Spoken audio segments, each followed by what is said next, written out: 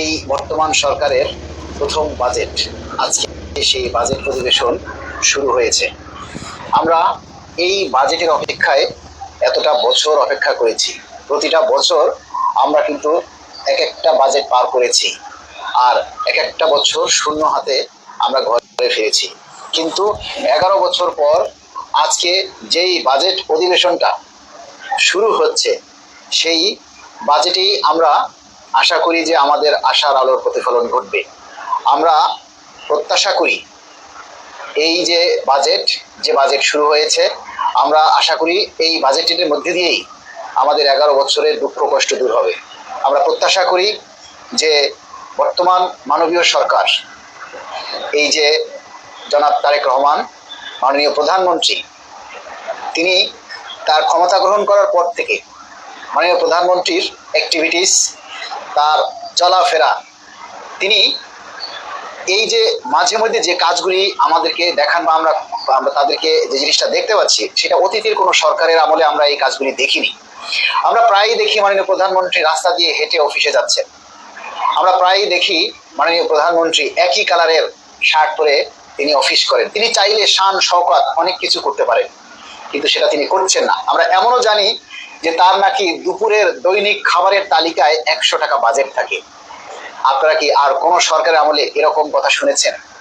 আমরা চাই সেই মাননীয় সরকার, কর্মচারী বান্ধব সরকার, যাতে এবারে কর্মচারীদের দুঃখটা অন্তত বোঝেন এবং সেই অনুযায়ী আমাদের জন্য যাতে বাজেট বরাদ্দ রাখা হয়। আমরা বিভিন্ন মিডিয়ার মাধ্যমে, বিভিন্ন গণমাধ্যমে যে কথাগুলি শুনছি যে 35,000 কোটি টাকা বরাদ্দ রাখা হচ্ছে, আবার বিকেলে টিআইবির অনুসন্ধানে আমরা সেখানে শুনলাম যে 37,000 কোটি টাকা বরাদ্দ রাখা হয়েছে।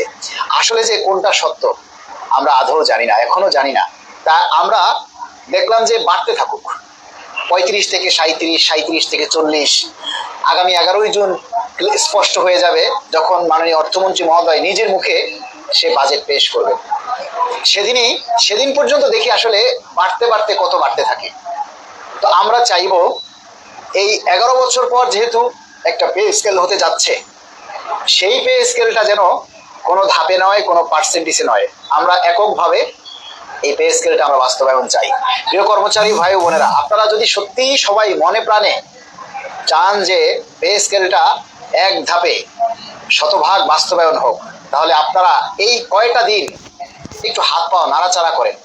আপনাদেরকে যেন আমাদের বলতে না হয় আপনার দাবির কথাটা শেয়ার করেন, আমাদের যেন বলতে না হয় আপনার দাবির কথাটা আপনি প্রচার করেন।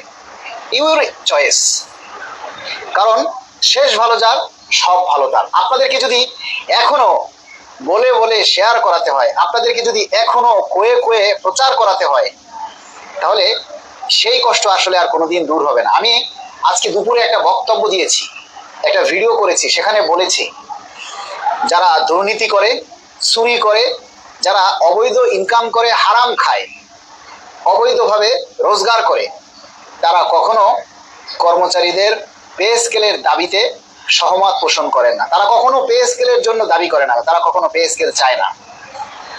আপনি একটা জিনিস চিন্তা করবেন যে ব্রিটিশ আমলে যে শাসকরা ছিল, তারা কর্মচারীদেরকে কম বেতন দিত। কেন কম বেতন দিত জানেন? কারণ তারা যাতে পেটের দায়ে দুর্নীতি করে, আর কর্মচারীরা যদি দুর্নীতি করে, অন্যায় করে, তাহলে সে কখনো সৎ সাহস দেখাইতে পারে না, সে কখনো শাসকের বিরুদ্ধে সংগ্রাম করতে পারে না, সে কখনো শাসকের বিরুদ্ধে কথা বলতে পারে না। এই জন্য তাদেরকে কম বেতন দেওয়া হতো যাতে তারা দুর্নীতি করে। সেই যে কালচারটা আজকে দেখেন আমাদের কর্মচারীদের মধ্যেও বিদ্যমান। আমাদের 22 লক্ষ কর্মচারী, এই 22 লক্ষ কর্মচারী যদি একযোগে সবাই বলে আমরা এক ধাপে শতভাগ পে স্কেল আমরা বাস্তবায়ন চাই, অন্য কোনো কথা নাই। 24 ঘন্টার ব্যাপার, 24 ঘন্টার মধ্যে দাবি বাস্তবায়ন হয়। কিন্তু আমাদের সেই 22 লক্ষ কর্মচারীদের মধ্যে দেখেন কয়জন কর্মচারী আপনারা আপনার এই দাবির কথাটা প্রচার করেন? আপনারা কয়জনে আপনার নিজের দাবির কথাটা প্রচার করেন, শেয়ার করেন? এই যে কথাগুলি বলছি, এগুলি কি আমার একার কথা নাকি আপনাদেরও কথা? যদি আপনার কথা হয়ে থাকে, তাহলে আপনি কেন আপনার কথাটা আপনি শেয়ার করেন না? পে স্কেল হলে কি আমার একার বেতন বাড়বে নাকি আপনারও বাড়বে? যদি আপনার বাড়ে, তাহলে আপনাকে কেন শেয়ার করতে বলতে হবে, কেন আপনাকে প্রচার করতে বলতে হবে? আজকে 22 লক্ষ কর্মচারীর মধ্যে বেশিরভাগ কর্মচারীরা নীরব। আপনি খোঁজ নিয়ে দেখেন, তাদের বেশিরভাগ কর্মচারীরাই কোনো না কোনো অবৈধ ইনকামের সাথে জড়িত, কোনো না কোনো ভাবে তারা ঘুষের সাথে জড়িত, দুর্নীতির সাথে জড়িত, হারাম ইনকামের সাথে জড়িত। আর তাই তাদের পে স্কেলের প্রয়োজন নেই, পে স্কেল নিয়ে কথা বলে না, পে স্কেল নিয়ে আন্দোলন দিলে রাস্তায় আসে না।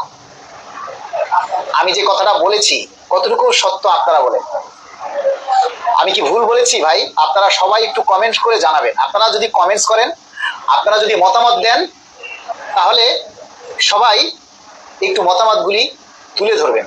আপনারা